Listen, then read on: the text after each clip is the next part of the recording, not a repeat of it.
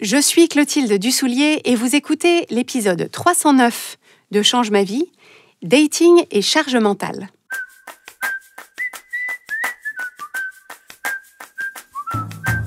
Bienvenue sur Change ma vie, outils pour l'esprit. Je suis Clotilde Dussoulier, je suis entrepreneur et master coach certifié et sur ce podcast, je vous livre chaque semaine des outils précis et concrets pour comprendre les mécanismes de votre cerveau et de vos émotions et construire exactement la vie à laquelle vous aspirez.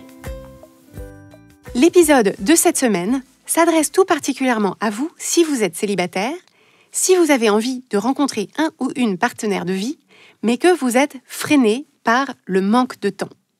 Donc ça peut être le cas si vous êtes parent et que vous avez la garde partielle ou totale de vos enfants, si vous avez une vie professionnelle prenante, ou si vous avez une vie familiale, associative ou sportive très riche. Dans ces différents cas de figure, la recherche d'un ou une partenaire de vie peut représenter une charge mentale qui n'est pas du tout favorable à la concrétisation de votre projet amoureux ni à votre équilibre de vie.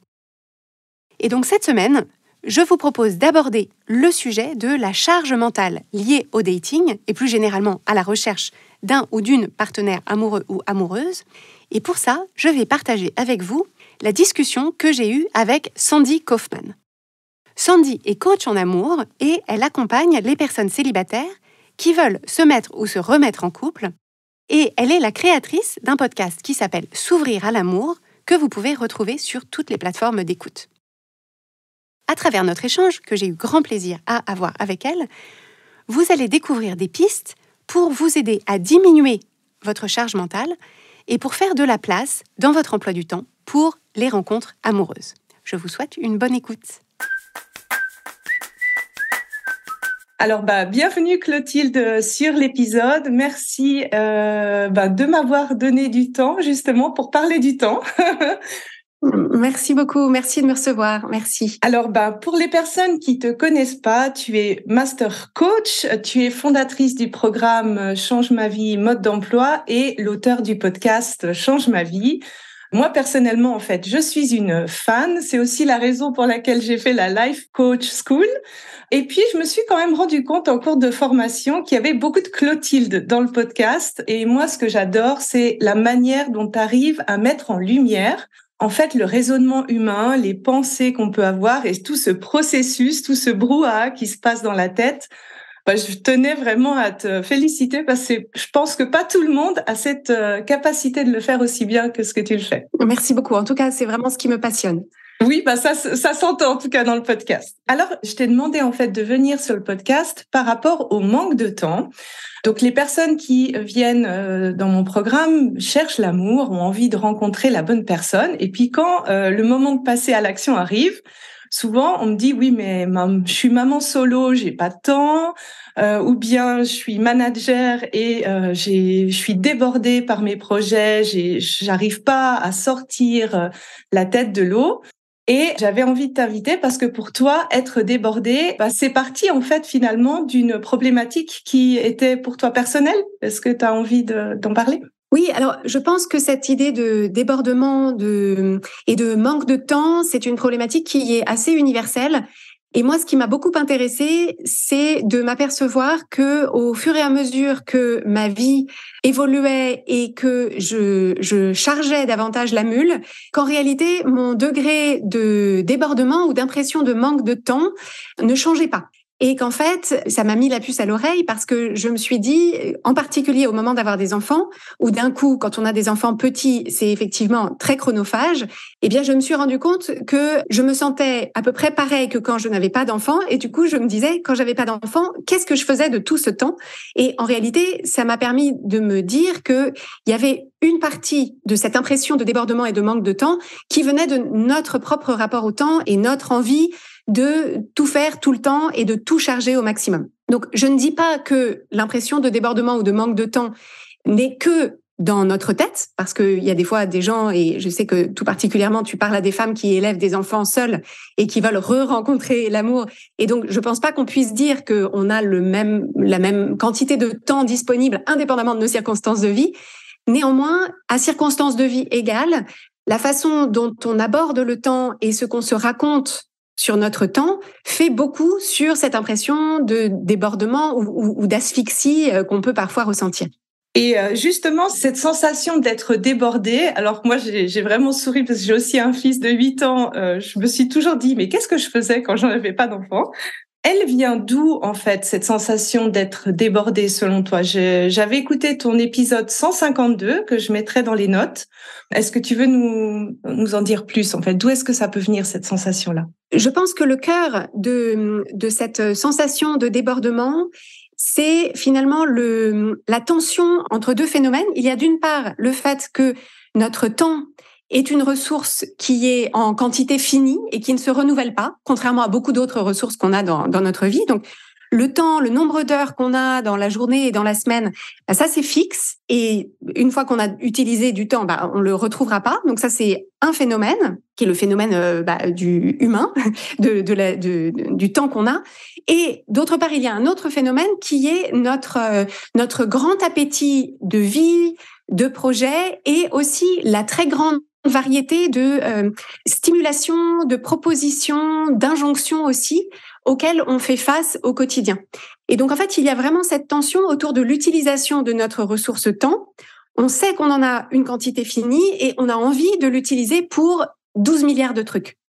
Alors, ce qui est intéressant, c'est aussi de se dire qu'on a souvent le même genre de tension par rapport à la ressource argent, qui pour le coup se renouvelle davantage parce qu'on peut gagner, on peut trouver des moyens de gagner plus d'argent.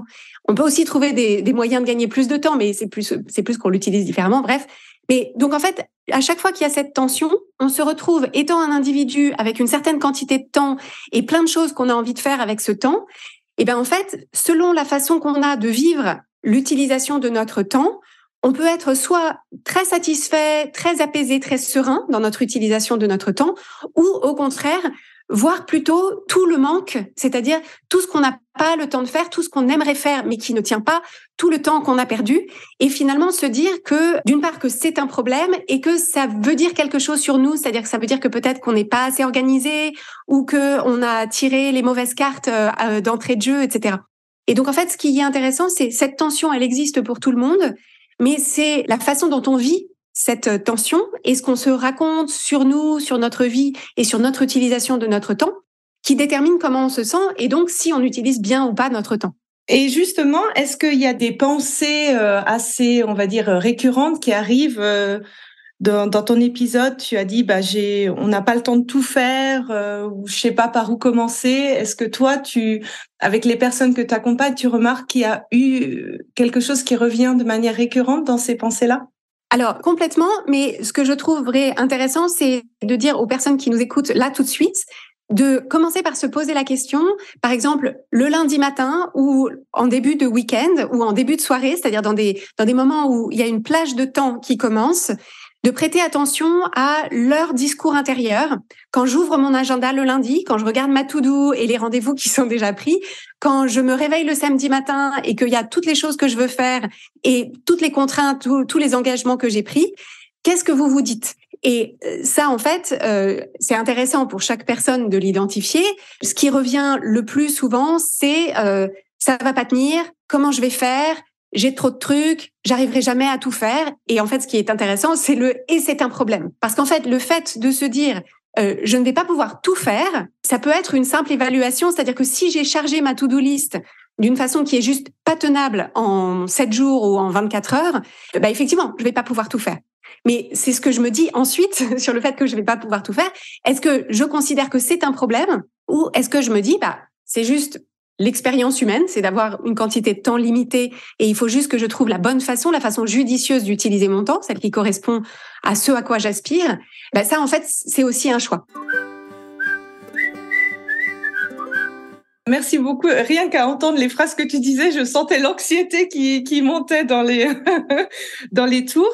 Pour les personnes justement qui se disent j'ai pas le temps pour du dating, comment elles peuvent évaluer si c'est un vrai problème de temps, donc si c'est vraiment lié à sa perception du temps ou un problème de temps, ou s'il n'y a pas une peur un petit peu plus profonde de dire en fait j'ai pas de temps parce que comme ça je suis sûre d'être loin de la personne, de me risquer au dating.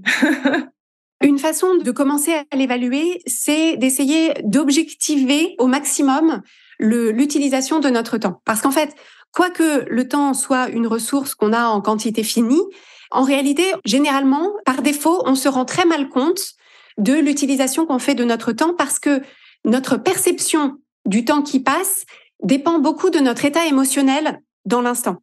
C'est-à-dire que si j'attends 10 minutes dans le cabinet de mon médecin, mais que je suis hyper énervée, que je suis hyper en retard, que j'ai un truc hyper important à faire derrière, ces 10 minutes-là, elles vont me sembler infinies.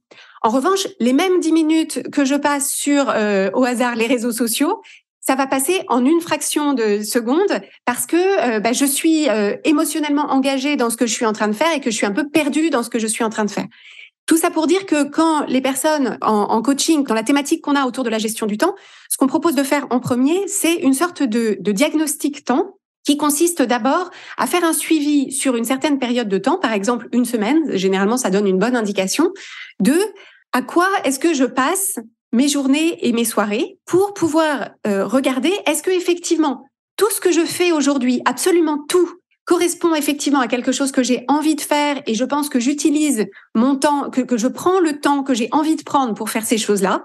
Est-ce que ma semaine, je crois que c'est 768 heures de tête par semaine, est-ce que cette utilisation-là, elle me ressemble, elle me correspond, elle me convient? Et donc, si je veux faire rentrer quelque chose de nouveau, il va falloir que je fasse sortir autre chose. Et donc ça, après, on est dans des arbitrages. Spoiler, il existe très peu de personnes qui utilisent leurs 768 heures parfaitement et exactement en reflet de leurs aspirations et de leurs envies. Donc, le plus souvent, ce dont on s'aperçoit à cette occasion, c'est que il y a du temps qui est, alors je dirais pas perdu parce que c'est jamais complètement perdu, mais il y a du temps qui est passé à des choses où on se dit honnêtement ça, j'ai pas forcément besoin, pas forcément la meilleure utilisation de mon temps. Je pourrais peut-être en faire moins, je pourrais peut-être le faire plus tard, je pourrais peut-être le faire différemment.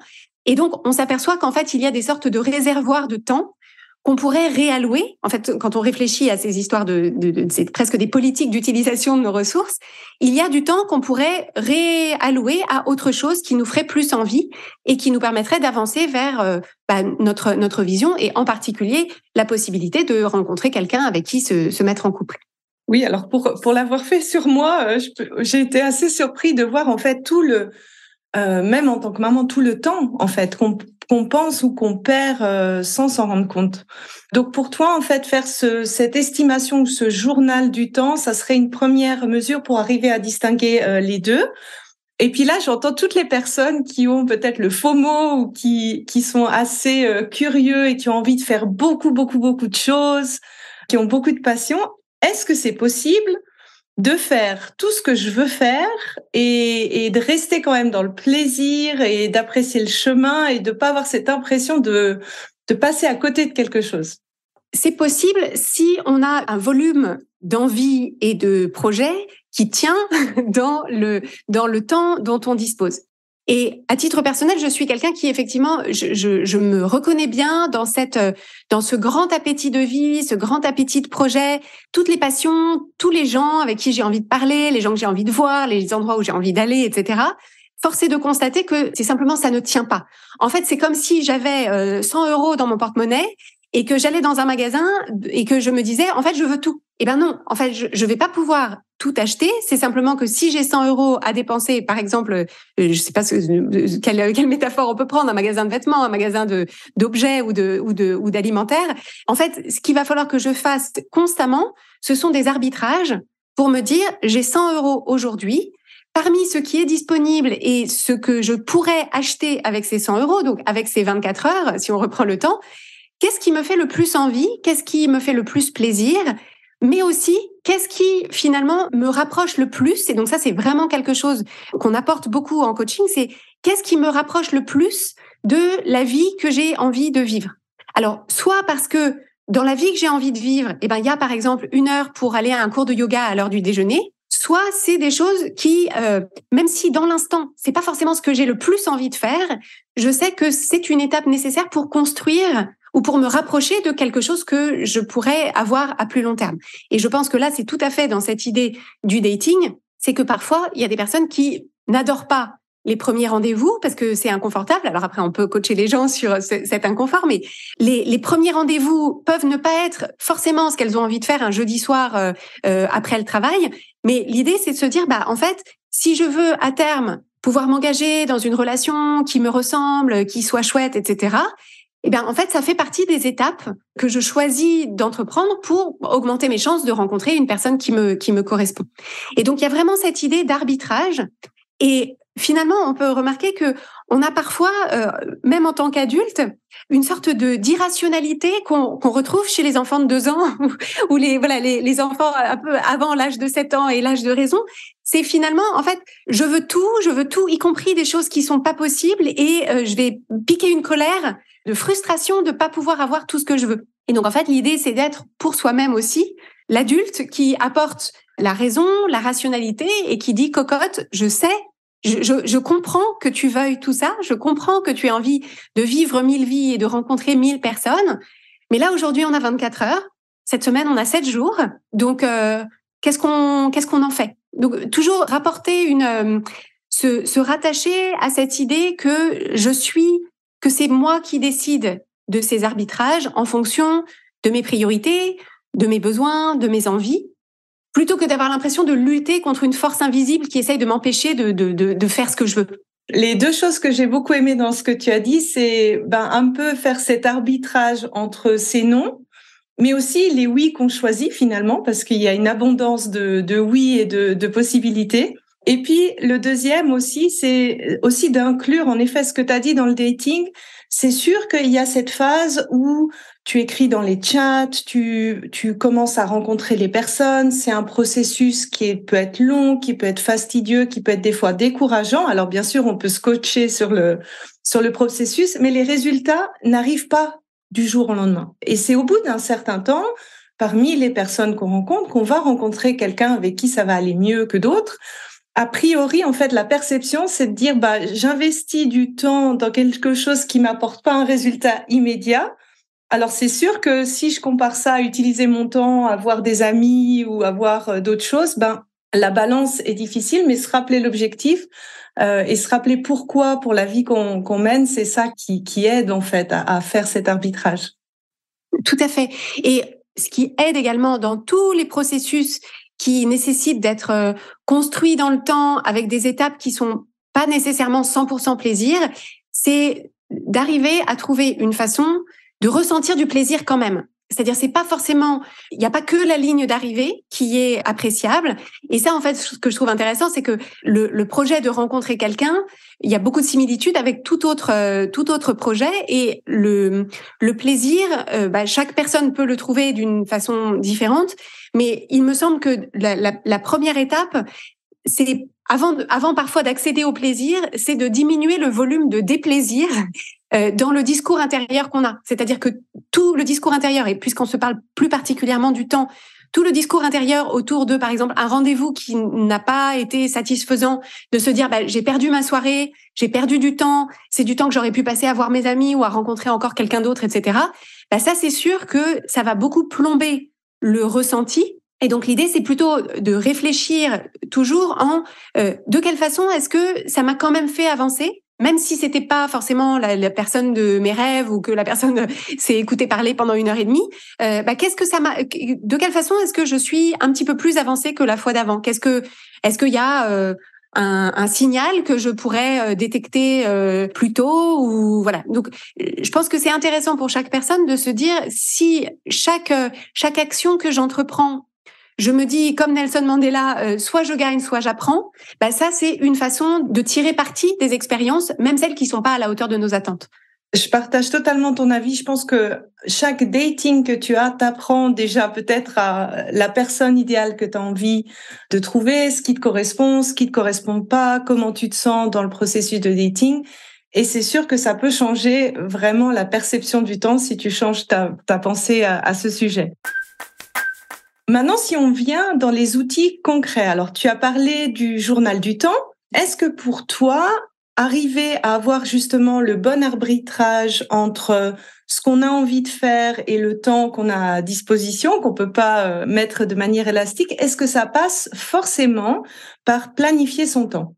La planification du temps, c'est un outil que je trouve très intéressant et que nous, on propose avec une méthodologie dans notre programme de coaching. C'est surtout intéressant parce que ça révèle de notre rapport au temps et de notre façon de le gérer. Parce que, en fait, ce dont on s'aperçoit, c'est que la plupart d'entre nous, on a une utilisation théorique qu'on voudrait faire de notre temps. Et puis, au moment où on a prévu de faire quelque chose, on a tout un tas de résistances intérieures qui s'élèvent, qui peuvent nous détourner de ce qu'on avait envie de faire quand on réfléchissait avec la partie de notre cerveau qui est la plus rationnelle et surtout la plus connectée aux bénéfices de moyen ou de long terme. Alors que dans l'instant, on entend beaucoup plus la partie de nous qui n'a pas envie d'aller au-devant de l'inconfort et préfère la facilité ou éviter l'inconfort. L'intérêt de planifier son temps, c'est effectivement en début de semaine ou en début de week-end, d'avoir une conversation avec soi-même qui consiste à faire ces arbitrages-là en disant ce qui va être le plus important pour moi cette semaine par rapport à la façon dont je me sens, par rapport au temps qu'il fait, par rapport à mes priorités du moment. Voilà ce que j'aimerais faire de ma semaine et de remarquer ensuite, au fil de la semaine, quand on cherche à se tenir à son planning, tous les moments où on a envie de prendre d'autres aiguillages et surtout pourquoi. Parce que c'est comme ça qu'on va pouvoir s'apercevoir que, par exemple, si on s'est dit cette semaine, je vais passer du temps à échanger avec des gens sur les applis de rencontres ou fixer plusieurs rendez-vous, etc. Si ça, je le décide le lundi matin, quand j'ai tous mes réservoirs de volonté et d'énergie remplis, en admettant que ce soit comme ça que je me sente le lundi matin, eh bien, effectivement, peut-être que le jeudi soir, en sortant du bureau, je vais me dire ah non, mais je suis crevée, et puis ça va être encore raté, je vais encore m'ennuyer, etc. Et donc là, on va s'apercevoir que c'est une autre tonalité de discours intérieur, que notre cerveau accorde de l'importance à d'autres considérations. Et donc, à ce moment-là, on a le choix de se dire, oui, mais en fait, quand j'ai décidé de façon plus consciente pour créer ce que je cherche à créer en ce moment, je me disais, c'est bien d'aller à ce rendez-vous ce soir. Là, tout de suite, ça me coûte. Et donc, on est toujours libre, bien sûr, d'y aller ou de pas y aller, mais ça permet de se rendre compte de quelle façon est-ce que finalement, on se prend les pieds dans le tapis de nos propres résistances. Et donc, c'est en ça que la planification du temps, elle est vraiment utile. Et l'autre utilité, c'est justement parce que on a, pour la plupart d'entre nous, une vision complètement irréaliste de ce qu'il est possible de faire en une journée et en une semaine. Et donc, généralement, on se fixe un planning qui est, c'est de la science-fiction ou la liste au Père Noël. Et donc, le fait d'avoir des boucles de retour chaque semaine où on se dit, voilà ce que j'avais prévu de faire. Et en fait, j'ai fait le tiers.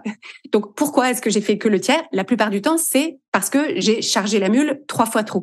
Et donc, ça permet de semaine en semaine de se dire, en fait, quand je pense qu'en une demi-heure, j'aurais géré la lessive, les courses, etc., en fait, c'est pas une demi-heure, c'est 1h30 qu'il me faut. Donc, je vais pas me prévoir pendant cette soirée où j'ai prévu, par exemple, de faire les courses. Je vais pas me prévoir des trucs qui ne tiennent pas et qui font qu'après, je me couche à 1h du matin, par exemple. Et donc, j'aime bien cet exercice de planification comme outil qui donne de la clarté sur notre utilisation de notre temps, donc les choix qu'on fait dans l'instant, mais aussi la façon qu'on a de créer les conditions de l'échec. Oui, pour rebondir là-dessus, ça permet en fait de prévenir le phénomène. Je vois quand les personnes commencent en coaching en amour, elles se disent bon, ça y est, j'ai commencé le coaching, je vais aller à fond avec le dating. Et justement, la tendance c'est je fais beaucoup, jusqu'à arriver en fait à une overdose dans le dating. Et ce qui enlève la notion de plaisir, parce qu'on n'a plus un équilibre entre les choses qui nous équilibrent, les amis qu'on veut voir, le sport qu'on peut faire, qui nous permet de faire nos courses, qui nous permet d'avoir cet équilibre. Et je trouve personnellement, pour être dans la catégorie je charge la mule, je prévois 3 fois plus que d'habitude, ça permet aussi de planifier sans culpabilité les moments de plaisir, les moments de temps pour soi, les moments de connexion avec soi, parce que en fait, en voyant le programme et toutes les choses qui sont planifiées, on se dit oui, c'est bon, j'ai le droit, en fait, de se donner le droit à faire autre chose. Je sais pas si là, tu avais des... En fait, ce qui me vient en t'écoutant, c'est qu'il y a une chose que peu de gens réalisent, c'est qu'en fait, quand on parle de gestion du temps, en réalité, ce n'est pas qu'une gestion du temps, c'est aussi une gestion de notre énergie. Et qu'en fait, quand on se dit « je n'ai pas le temps de faire toutes les choses que j'ai envie de faire », il y a le corollaire qui est en réalité « je n'ai pas l'énergie ». Parce que parfois, on se dit « en fait, j'aurai du temps », c'est-à-dire qu'entre le moment où je rentre chez moi, entre la fin du dîner et le moment où je vais me coucher, peut-être qu'il y a 2 heures. Ces 2 heures-là, compte tenu de mon niveau d'énergie à cette heure-là de la journée et ce que j'ai fait avant, c'est pas les mêmes 2 heures que celles que j'ai le samedi matin entre 10h et midi. Et donc, tout particulièrement quand on parle de dating ou de rencontres, je pense que c'est très important pour les personnes qui nous écoutent de se poser la question entre leur degré d'introversion ou d'extraversion, c'est-à-dire est-ce que rencontrer des gens, interagir avec les gens, est-ce que ça recharge mes batteries? Est-ce que c'est quelque chose, en fait, quand je passe ma soirée à le faire, en fait, ça me donne de l'énergie, ça m'enthousiasme, etc. Ou, donc ça, c'est plutôt les personnes qui sont l'équipe extravertie. Ou est-ce que, en réalité, ça me coûte et que ça me coûte de l'énergie, ça a plutôt tendance à décharger mes batteries, parce que à ce moment-là, l'idée, ce sera de se dire, je ne peux pas attendre de moi de remplir ma semaine de choses qui drainent mon énergie et qui font que à la fin de la semaine, je me dis mais à quoi bon tout ça, parce que juste je n'en peux plus. Et donc pour être moi-même plutôt dans l'équipe des introvertis où j'adore les gens, j'adore échanger avec les gens, mais j'ai besoin en contrepartie d'avoir beaucoup de temps seul pour recharger mes batteries, je pense que c'est quelque chose, surtout comme on est dans une société qui valorise plus l'extraversion que l'introversion, plus la vie sociale que la solitude. Je pense que c'est vraiment un processus de découverte à faire pour soi-même et de vérifier que si on se demande à soi-même de déployer de l'énergie pour interagir avec les autres, s'assurer qu'on a des temps de repli, de repli sur soi pour nourrir en fait cette connexion à soi. D'autant plus qu'il me semble que les rencontres amoureuses, comme souvent, ça fait remonter aussi beaucoup de questionnements émotionnels, beaucoup de sujets, de regard sur soi. C'est très vulnérable de se mettre comme ça, voilà, sur le marché entre guillemets de la rencontre.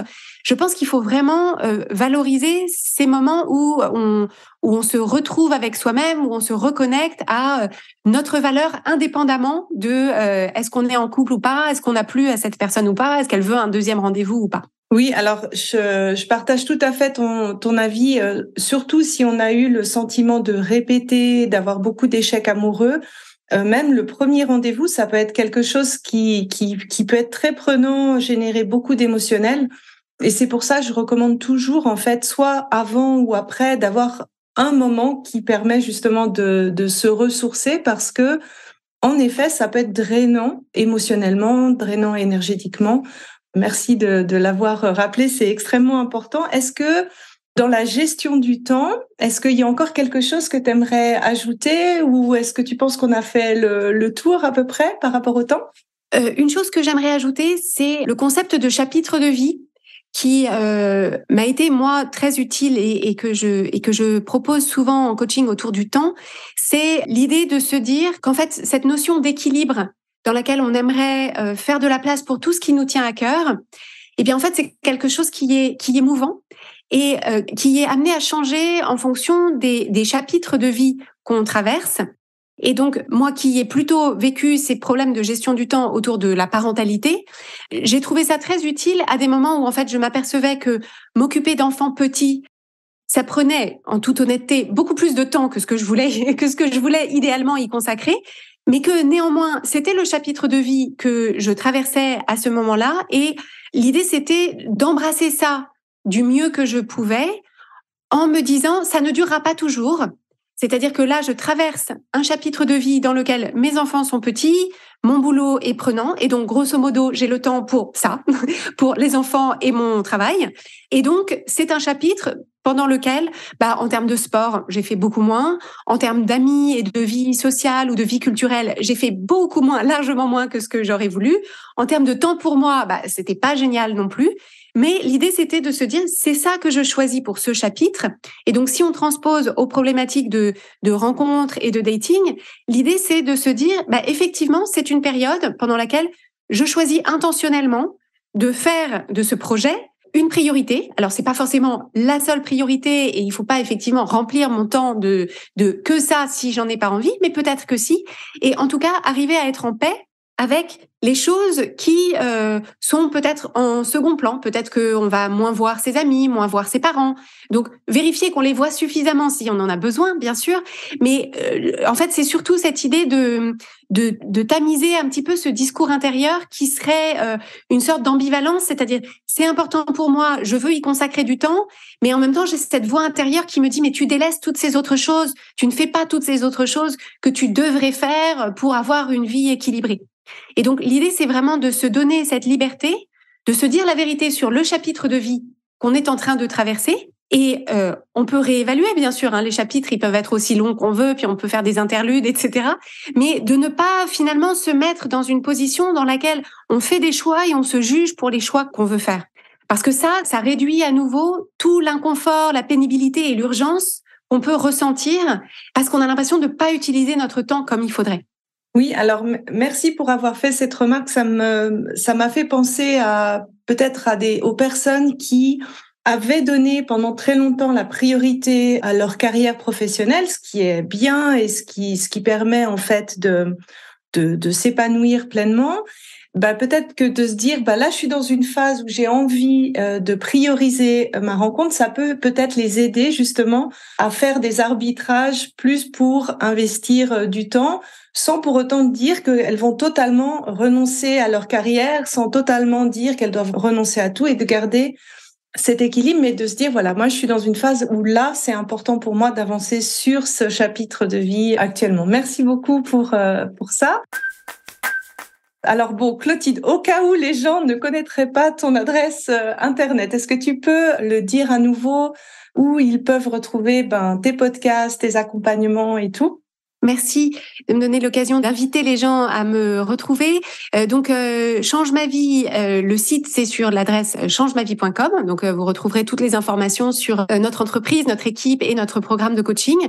Et le podcast Change ma vie, qui est une bonne façon de rentrer dans notre univers, est disponible sur toutes les plateformes d'écoute. Donc, il suffit de chercher Change ma vie. Et on est également présent sur LinkedIn. Donc, c'est sur ma page Clotilde Dussoulier et sur Instagram. Et l'identifiant, c'est @oui change ma vie. Change ma vie, c'est le nom de l'entreprise et du podcast. Mais comme le @change ma vie n'était pas disponible, c'est @oui change ma vie sur Instagram. J'espère que vous avez apprécié cet échange et les éclairages que Sandy et moi avons pu apporter pour faire de la place aux rencontres amoureuses dans votre vie si vous êtes concerné par ce sujet. Si vous connaissez quelqu'un d'autre qui pourrait bénéficier de ces conseils, n'hésitez pas à lui envoyer cet épisode. Vous contribuerez peut-être à la naissance d'une belle histoire d'amour et à coup sûr à une diminution de sa charge mentale autour du sujet. Si vous avez envie qu'on parle davantage de célibat, de dating et de relations de couple sur le podcast Change ma vie, je vous propose de nous le faire savoir. Vous pouvez nous écrire via le site changemavie.com ou sur nos réseaux sociaux, tout particulièrement Instagram et LinkedIn, et précisez-nous quelles sont les problématiques que vous rencontrez et que vous aimeriez qu'on aborde.